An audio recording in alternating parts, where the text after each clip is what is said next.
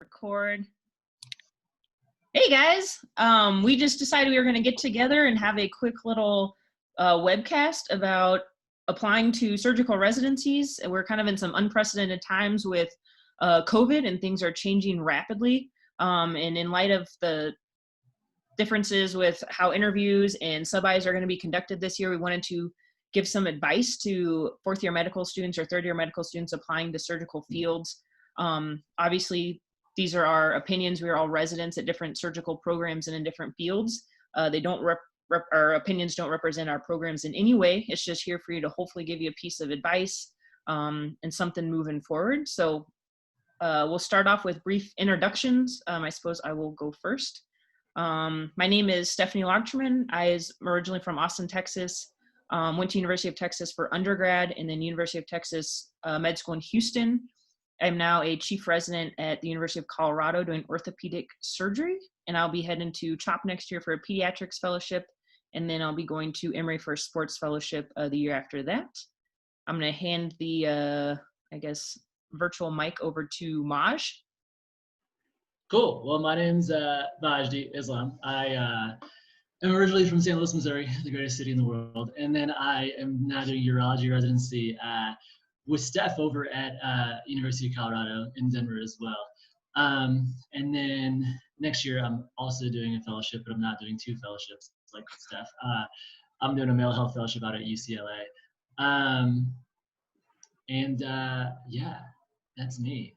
So then I guess, Betzy, you're up. All right. Hi, I'm Betzy Childers. I'm also originally from Texas and ran track in undergrad. I am a postgraduate year 4 general surgery resident, and I'm interested in surgical oncology. So I've been actually in the lab for the last 2 years, and I'll be sharing my opinions as well with you all and try to give you a little bit of insight since we're all navigating this new time and terrain together. And I will hand it over to Saunders. Great. Hey guys, I'm Saunders Lin. I'm also from Texas. I'm a PGY5 resident. I'm interested in pediatric surgery, finishing my second year in the lab. Again, this is only meant to be a resource for you guys. Hopefully we can answer some questions. And at this point, I will turn it over to Betzy for the first question.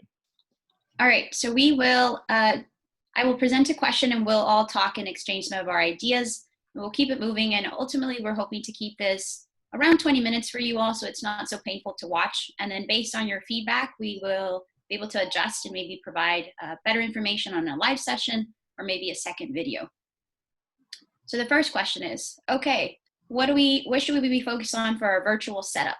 And we'll take it a little bit of time, so we'll have Steph weigh in. So what things should people be looking for? Right. So yeah, all programs this year will be having their interviews done virtually via Zoom. Treat it like any other, like it was an in-person interview, right? So you want to look the part, professional attire, and yeah, just be cognizant of your background and background noises. Obviously, I realize some of you may be on rotations and you can't control for every little thing, but do your best. And again, look the part, dress the part, because people are, whether you like it or not, people are paying attention. So yeah. What do you think about backgrounds, Maj? What should people be thinking about in regard to their virtual background?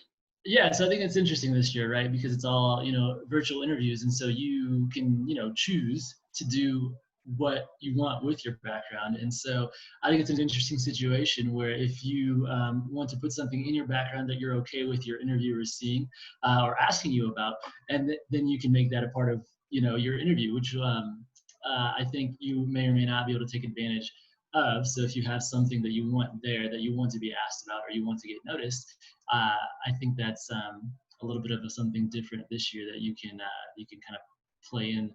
And the other thing is, with your background, I think you definitely want it to be something over Zoom or over interview that's, again, just like your interview, clean, professional. It continues to be a part of your, attire, because that's what they see in terms of your background. So make sure it's neat, make sure it's professional, make sure you've got, good lighting, you're not sitting in the dark. I think also if there's any question, then just make it something that's safe, just like it seems like with everything else that you're going to portray in your interview. Right. And then Saunders, if you want to help us out with where should you set up for interview, or what should you be thinking about for space? Yeah, that's a really good question. And I think now it's important to have a lot of upfront kind of investment on what your interview space is going to be. You know, normally interviews are actually very expensive, you know, buying tickets, flying to different places, hotel rooms and things like that. And so hopefully, you know, there's going to be a little bit less expensive, kind of given that things will be virtual. But then on the other hand, it's really important, and you can really try to consider upfront investment on your space, meaning really good lighting, a really good microphone, a good space, quiet space to have your interview. Because I think you'll start to find that little things, even, you know, for example, in an in-person interview, when you walk in the door, how you walk in the door, how you sit down, those are things that the interviewers actually pick up on. And now those are turned into a virtual medium. And so someone with like really good lighting setup and a really good audio and, you know, very little, you know, kind of like, oh, I can't hear you, or even interruptions, these kind of things on our virtual platforms are now what's going to distinguish you kind of from just an average candidate. So just an upfront investment before starting the interview process, I think actually will really go a long way, especially in this first year of virtual interviews in which everyone is learning, everyone is trying to figure things out, and things like that.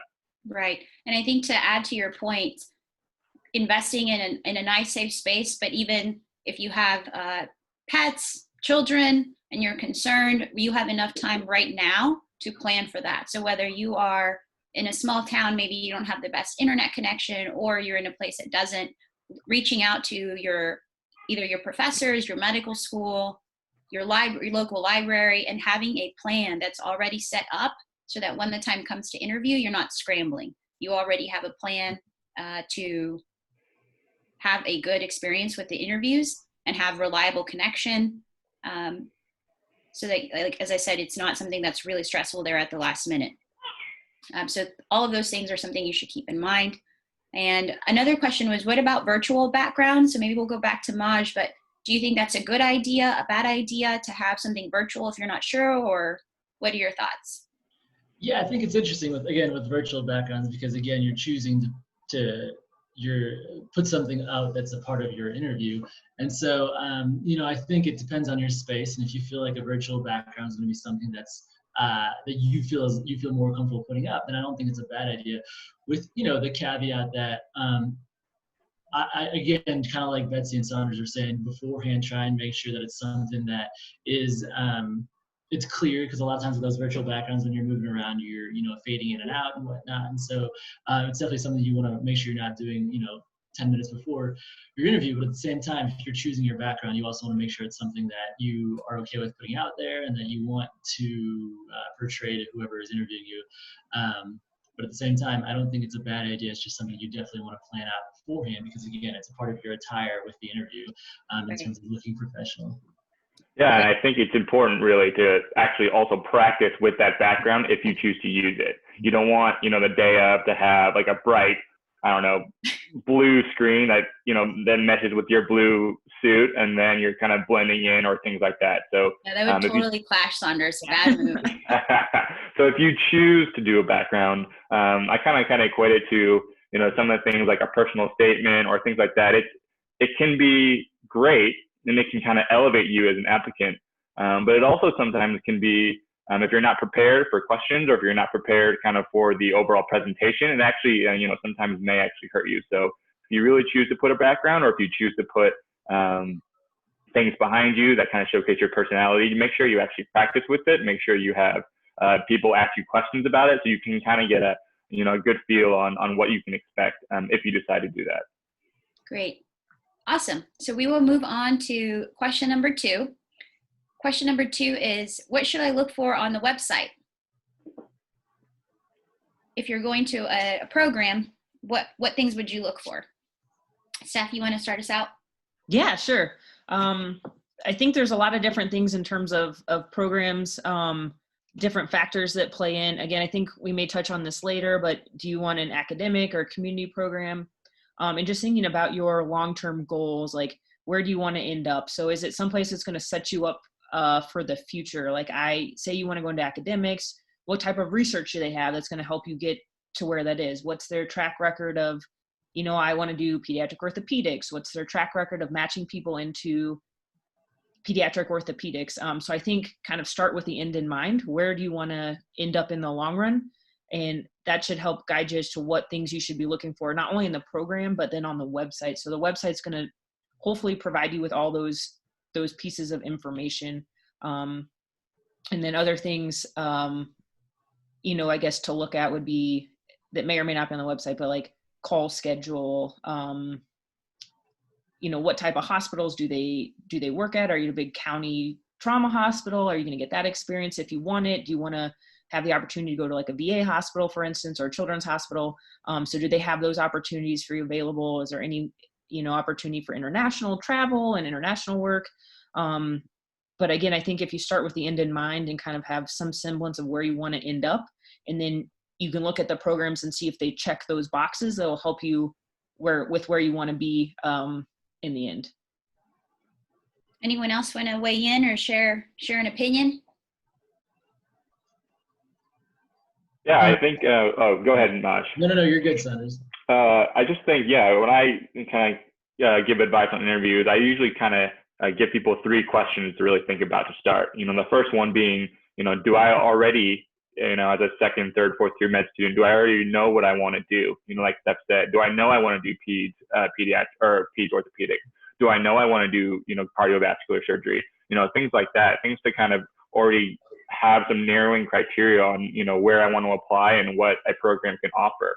And so, and if it's, I don't know, then maybe picking a program that really can kind of go everywhere. That's not simply just a community program. That's not just a academic program, kind of having options through that. The second thing is, you know, the location of the program. It's like, do I want to live here? Do I want to be here? If you're in surgery, you know, it's a minimum of 5 years usually. So do I want to be in a certain place? Do I want to live in Chicago for like 2 months of a great summer and then 8 months of like, you know, negative 25 degrees, kind of things like that.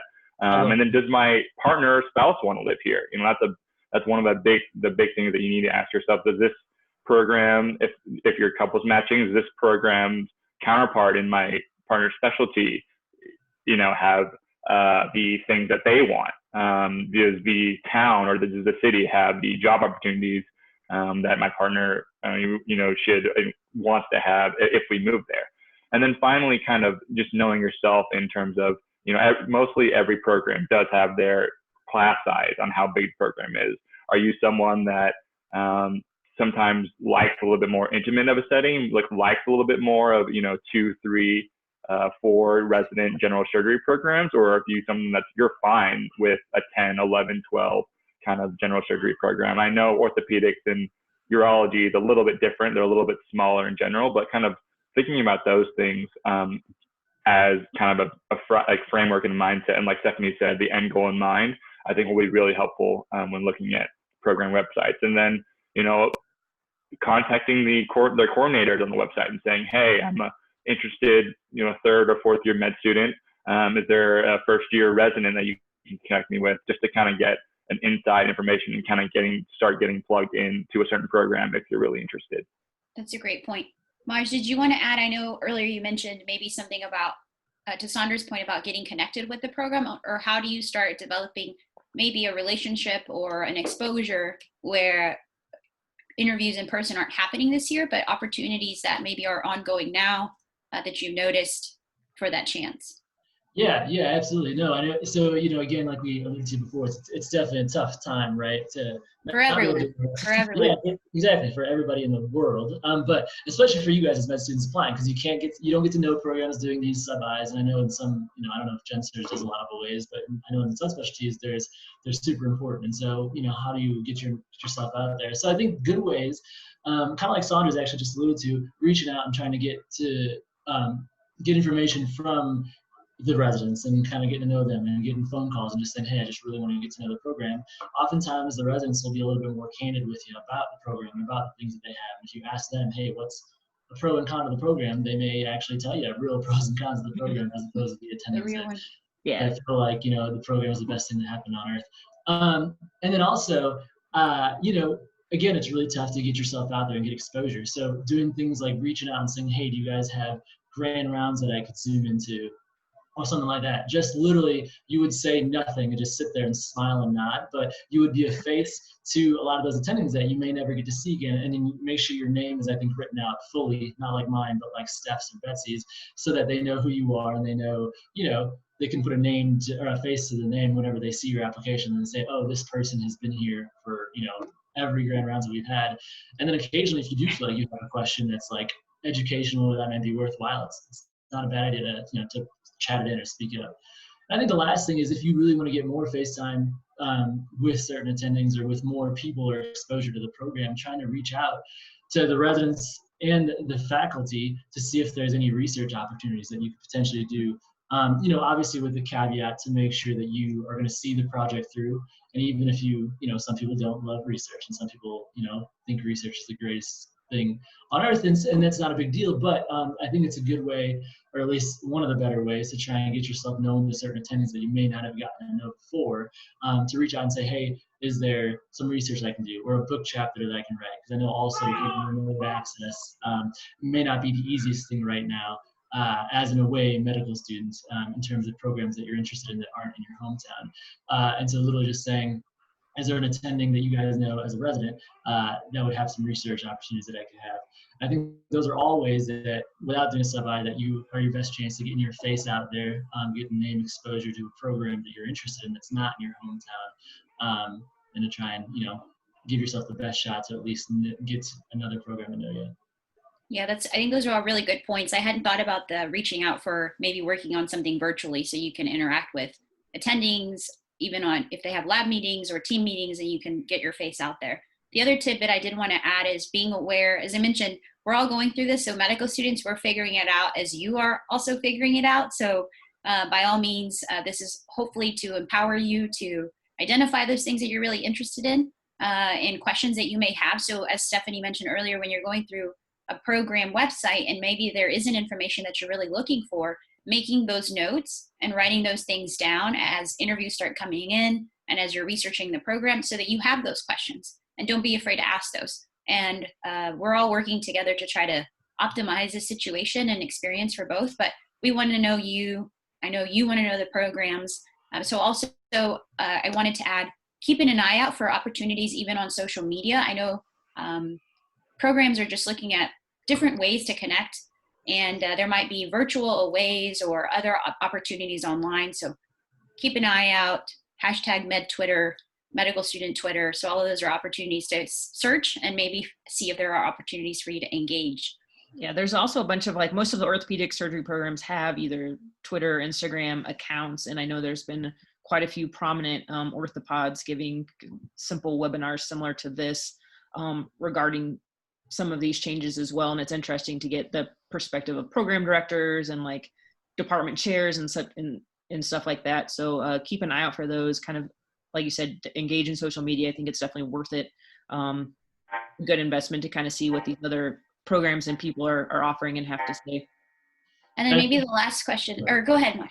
No, I was just gonna talk about Instagram real quick. So yeah, in terms of Instagram, in the last few years, I know Facebook was a thing that you changed your name and you deleted your account to make sure that other programs wouldn't be able to see who you were and the real you, But with Instagram, I think it's interesting because obviously there's, just like Steph said, there's programs that have Instagram accounts, and a lot of them are resident run, a lot of them are attending or coordinator administratively run. So I think it's not a bad idea to follow those accounts and to get to know them. But with just know that those programs are also potentially going to follow you and look at your account. And so I know on Instagram it's tough to go back and delete 900 pictures of you in undergrad. And so just know that that's something that may be that may happen, that programs may look at you, and that may not be a bad thing. They're just trying to get to know you as an applicant in ways that they wouldn't be able to do because you're not coming out as an applicant. But also just know that there's going to be situations, I'm sure, where programs are going to follow you on Instagram, and it may or may not be a great.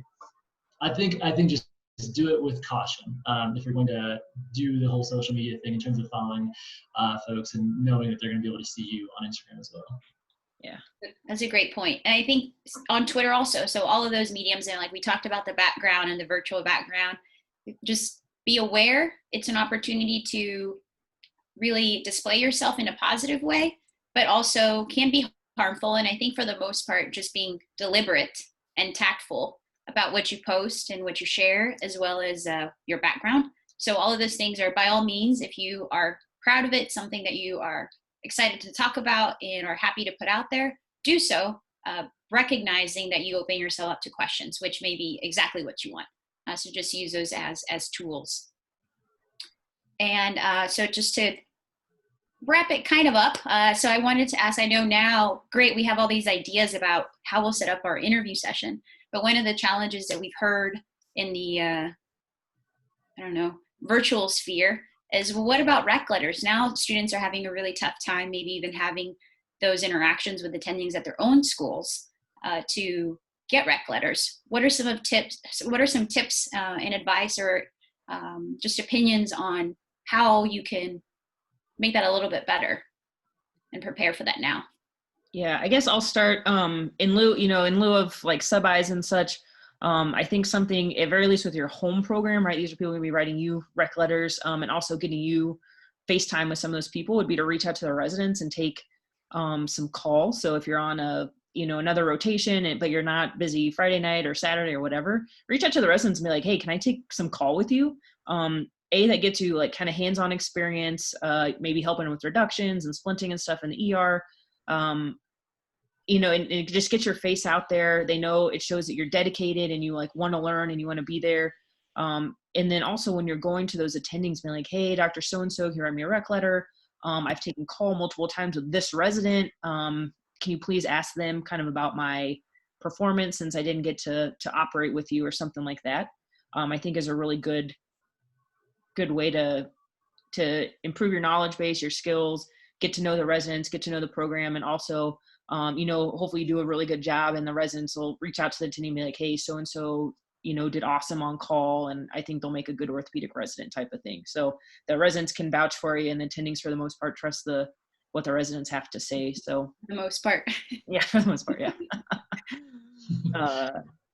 Yeah. If you're Steph, they do. If they're me, not so much. No, I think it's a great point, Steph. And I think in certain specialties, that's definitely easier to do. Urology, we're usually home call, and we do come in. So you can, ask residents to say, hey, if you have somebody interesting, can I come in and help you, or something like that? And that's reasonable. And then kind of going back to what we were saying earlier about doing research with certain attendings and showing up to grand rounds, and even just like trying to see if you can schedule a phone meeting with certain attendings and say, hey, I really want to chat with you and get to know you and your program and whatnot. I don't think that all of those things would be a good way to get to know someone as an attending, so that maybe they can write you a letter in the future. I think Steph brings up a really good point. Yeah, I mean, I think this kind of problem is actually really not unique to virtual interviews, but the problem now, I think, is that these letters of rec, anything before your interview is actually going to be more important, because you don't have as much face time, because you don't have as much of the other things to kind of bring to the table. And so kind of my thoughts are just having an idea of, number one, an attending that you really got along with, that that not just you did well, not that you kind of tied the knot down perfectly, at that right time, but really people that just you worked well together and you thought, hey, we had a really good working relationship, and having that in mind, and then kind of going from there, and then not expecting working with an attending one time and then asking for a rec letter. I think that's kind of really hard it puts really an onus on both people. And so kind of starting with that person, then trying to develop a relationship as much as you can, even if it's, hey, Dr. So-and-so, I'm really interested in this. Can I ask your opinion, about the specialty? And just kind of getting a relationship so he or she knows who you are. You kind of have a working relationship to start, and then the clinical and all your medical prowess can then be added on after that. And so just kind of, again, unfortunately, a little bit more investment from you as the kind of mentee or as the student first will, I think, pay dividends much later on.